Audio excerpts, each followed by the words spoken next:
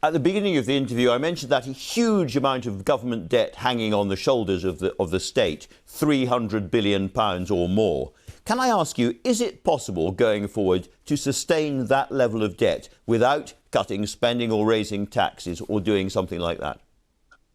Well, there's a distinction here between the stock of debt and the amount you're borrowing in any given year. So we're certainly going to see temporarily a considerably higher amount of government borrowing. We'll get the first figures for April on that later this week. The fact that the level of debt goes up on its own doesn't necessarily mean that you have to have the sort of austerity that followed the financial crisis. Much more important to that is whether you have this effect of the scarring of the economy, and if the economy is permanently smaller, then you get permanently less tax revenue, for example. Do we come out of this with a much bigger debt interest bill? At the moment, it's relatively cheap for the government to borrow, so hopefully that won't be too much of a problem.